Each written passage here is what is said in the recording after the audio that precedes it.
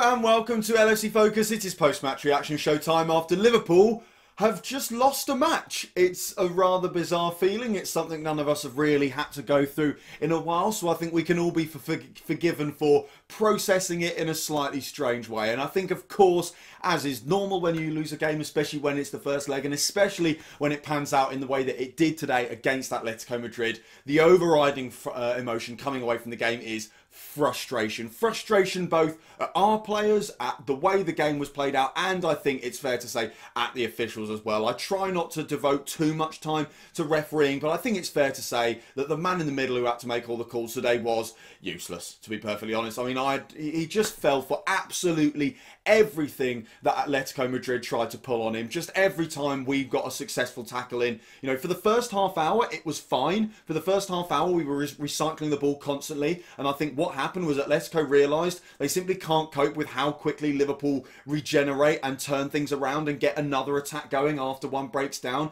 Fabinho, I thought, was absolutely excellent in that early stage of the game in terms of every time Atletico cleared the ball, it pretty much was like he was like a magnet that would draw the ball in, and then instantly he'd always know which one-touch pass to play to get another attack going. And I think Atletico realised quite early on they weren't going to be able to cope with that for 90 minutes. They just wouldn't have the fitness to constantly go through those cycles without ever getting the ball more than 30 or 40 yards away from their goal. So they started just throwing themselves to the deck every time a Liverpool player played a challenge. Regardless of whether we won the ball or not, regardless of whether there was any contact or not, the Atletico player would always fall on the floor, and 9 times out of 10, 99 times out of 100 even, the referee would be like, oh God, he's been fouled there. And it's just like, how thick can you be? Like, honestly, I said I wasn't going to go on about the referees too much, but how dim do you have to be to fall for that so many times? Surely at some point the VAR should be getting in his ear, or the fourth official, and say, they're having you on here, lad. Like, you've been conned quite a few times by the Atletico players here. But it just kept carrying on, and it was very irritating, because it meant that as the game progressed, Liverpool just lost more and more rhythm as we went along. You know, like I said, I thought for the first half hour I wasn't actually too worried. I know that I said in the pre-match video that the worst thing we can possibly do is let Atletico get the first goal, and that is precisely what we did, because they will just sit back and slam the door shut and not let us get any chances whatsoever. But with the way we were playing and the amount of pressure we were putting them under, I thought surely if it carries on like this, that it will have just been that they scored too early, and actually they will have sat back for so long that Liverpool will find their way through. But the way they used the dark arts to slow the game down and to convince the referee to just allow them to constantly have free kicks that every single time allowed them to just regain their shape, take a moment to chill out, you know, get their strength and their energy back and stuff like that, and also just push themselves further up the pitch, because that was the problem they had early on, was that they couldn't get out of their own, you know, even their own 18-yard box, let alone their own half. And what happened was they won those free kicks, which allowed them to reset, push everyone further up, and stop Liverpool from creating this unrelenting pressure that if it had been allowed to carry on, which I think it should have done if it wasn't for the referee falling for all the dark arts by Atletico Madrid, then I imagine we would have hopefully got a goal at some point in the game. I know I can't blame the referee for absolutely everything, and Liverpool were not at their best today, I think it's fair to say. It also feels harsh to blame Liverpool because, you know, at the end of the day, there's only one goal in it, and I think if it wasn't for the fact that this was Atletico Madrid, and if they hadn't put in such an assured defensive performance, I think we'd all be much more optimistic going into the game against Anfield. You know, even if that had been like a Barcelona or a PSG or a Real Madrid, we'd still be looking at that result and saying it's not the end of the world. But because it's Atletico, and because we know what they're all about, and we know that was exactly the kind of the result they wanted to get, it feels like we've played into their hands, and I think that gives everyone a sense of apprehension going into the second leg, that the plan has worked out absolutely perfectly for them. And I think what's really important for Liverpool now is that the plan works perfectly for us in the second leg, and there will be a plan. It'll be exactly the same, I think, as it was in games like the one against Barcelona, where it is just about bringing yourself back into the game as early as possible, getting a goal that drags yourself back into the game as early as possible, and then managing it so intelligently to strike that balance between being intense, pressing high, trying to force the issue, being as attacking as you possibly can at the right times to get more goals, to get yourselves through, while also bearing in mind that you can't afford to concede away goal, and being very astute and very well organised defensively. But of course, the second leg is way in the future for now, at least. There are 3 weeks between now and that match, and there is an awful lot to happen between now and then in the league and the FA Cup as well, of course. And of course, we should really be focusing on what happened in the match tonight. The goal itself is I don't know whether to criticise us for it. It looks silly, it looks jammy, it looks like the kind of goal that Liverpool conceded time and time again a few seasons ago when we didn't have players like Virgil van Dijk, or we had people like Simon Mignolet or Loris Karius rather than Alisson Becker in goal. It just looks slightly messy. I don't really want to criticise Fabinho. I know it's his dodgy touch that sets up the goal. But at the end of the day, it's hard for him to predict that that's going to happen. Essentially what happens is everyone misses the header, rather surprisingly, and the ball ends up falling onto his foot before he knows anything about it. And then, of course, it does fall to, I think it was Sal, who ends up getting the goal for Atletico Madrid that puts them 1-0 up so early on in the game. It feels harsh to criticise the circumstances that led to it in terms of, like I said, the Fabinho touch that creates the goal. I think it's fair to criticise the fact that a player was allowed so much space in the box. You know, I think something was said about Atleti having only like 4 players in the Liverpool box at that point, and 2 of them had broken off of that line onside as well and would have got that chance. So if it hadn't even fallen to Sal, they probably would have scored the goal anyway. So it was poor defending for Liverpool, especially to switch off that early. We know those are the kind of situations where Atleti are going to try and force the goal. We know that they basically want to go 1-0 up and then defend the lead. So we've got to be very, very astute and very, very careful not to allow that to happen. And Liverpool just let their guard down today. And I'm not entirely sure what happened. It's hard to explain because, as I said at the top of the video, these kind of results come around once in a blue moon. Liverpool don't tend to switch off at set pieces. Liverpool don't tend to lose football matches. They don't tend to concede silly goals. And I'm you know, grasping at straws to try and find an explanation. Maybe it's because of how things have been going so well in the league that the players have got a little bit complacent, but that feels silly because I don't think they have. They have been nowhere near complacent in the league the way they've just constantly been racking up results. Maybe it is to do with the sharp difference in quality, you know, coming up against teams like Norwich and stuff like that all the way through the Premier League campaign, and then having to face a team as good as Atletico Madrid away from home as well. And I think maybe there's a factor in there as well. As good as Liverpool have been in Europe under Jurgen Klopp, and of course the stats back it up, we've never been knocked out of Europe. Fingers crossed, touch wood, that stays the same in the second leg, but we've never been knocked out of Europe under Jurgen Klopp. The only times we have lost have been in finals. So we are good, but when you look at our away record in isolation, it can be a little bit hit or miss, and these games certainly aren't few or far between. You can only have to look back at like the Napoli match, for example. Well, both Napoli matches away from home, and maybe even the one at home as well. The PSG away game last season, potentially even the Barcelona away game. That might actually even be a better example of this type of match than most, where, to be honest, Liverpool were not terrible.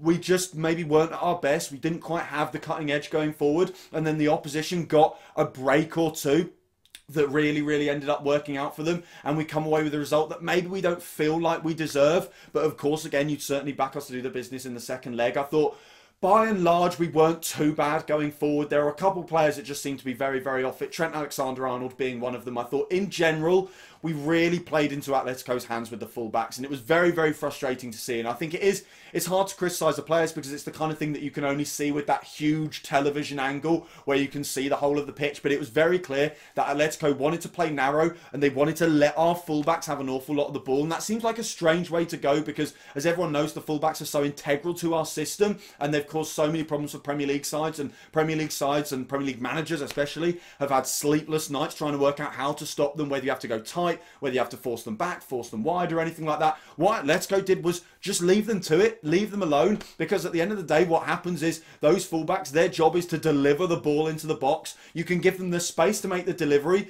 but if there's no chance on in the box, then they might as well be allowed the freedom of the pitch, and that's what Atletico did. Every single cross that came in just wasn't able to find a Liverpool player, and I think it's 50-50 in terms of that was both a well-executed plan by Atletico, and they did very well to pack the box in the right areas. I also think some blame needs to be laid at the feet of the fullbacks. I thought the deliveries in general were very poor. Right at the end of the game in stoppage time, Trent cuts onto his weaker foot, his left foot, and whips in an absolute beauty of a cross towards Roberto Firmino. And you're thinking when you see it, where the hell has that been for 90 minutes? Because they'd had enough opportunities. Again, it just felt like Liverpool were not bad today, not terrible. No player dished out a 4 or 5 out of 10 type performance, but they weren't at their absolute best, and that's the issue with the Champions League. You've got to be at your absolute best, especially against a team like Atletico Madrid. The deliveries from Trent and Andrew Robertson needed to be pinpoint accurate with the pace to stop to beat defenders and reach their man as well, and they just weren't today. Again,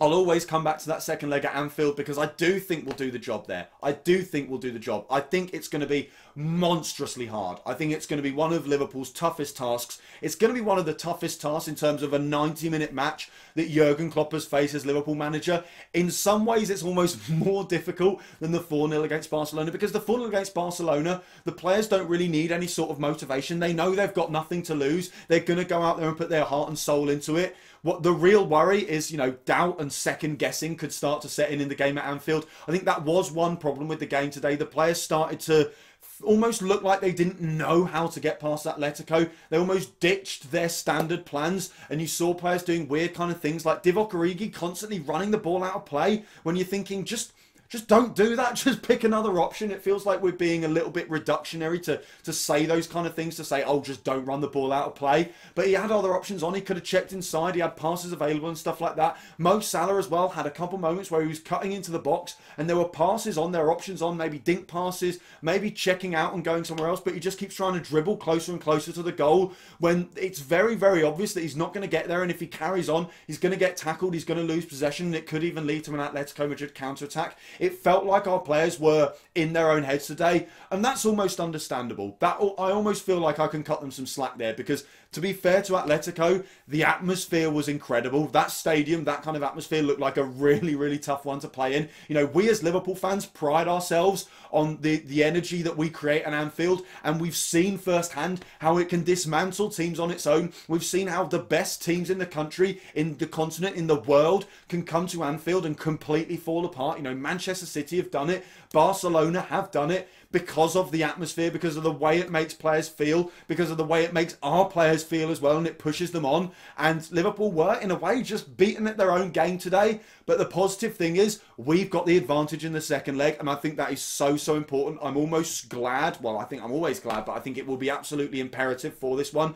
that we get the home leg second, because we can turn that on its head. We can do to Atletico what they did to us. And when Liverpool really get into their stride in these European matches at home, we don't tend to do things by halves. We don't do it by small margins. We don't tend to win those kind of games 1-0. We tend to absolutely obliterate the opponent. And I think that is what we are going to have to do. So, a disappointing night. It's never fun to lose a game, I think it's fair to say. And it's a slightly odd feeling as Liverpool fans because it has been so long. But in between wanting to give a load of credit to Atletico and their fans and their coaching staff for executing everything about this game to absolute perfection, and alongside the fact that the referee was garbage, if we're being perfectly honest, I don't think we can lay too much blame at Liverpool's feet. Like I said, they weren't perfect, and you kind of have to be in the Champions League, but at the end of the day, nobody is perfect, and at some point, Liverpool may get knocked out of the Champions League before the final. I hope it's not this season. I don't think it's going to be this season. I think we've got more than enough tricks up our sleeve at Anfield to get through, but tonight was disappointing, and there's not really much more else to say, is there? Like I said, Atletico brilliant, referee rubbish, Liverpool not terrible, not bad, not even average really, just not brilliant. And at the end of the day, on a night like this, that unfortunately is not enough. But I still back us to win in the second leg. Let me know what you think's going to happen in the second leg down in the comments below. Do you think Liverpool have got what it takes to turn this tie around and make it through to the quarterfinals? I'd love to hear just how optimistic the rest of you are feeling about that game at Anfield in 3 weeks' time. Apart from that, that is all for today's video. Thank you guys very, very much for watching. If you did enjoy the video, as always, you know what to do. Hit that like button down there if you're new around. If you enjoyed the video, hit that subscribe button there if you're new around here. Check out some of the other videos that have been out on the channel over the past few days as well. Don't forget to follow at LSU Focus TV on Twitter, and I'll be back soon with the pre-match content for that game against West Ham in the Premier League on Monday night. Until then, bye for now.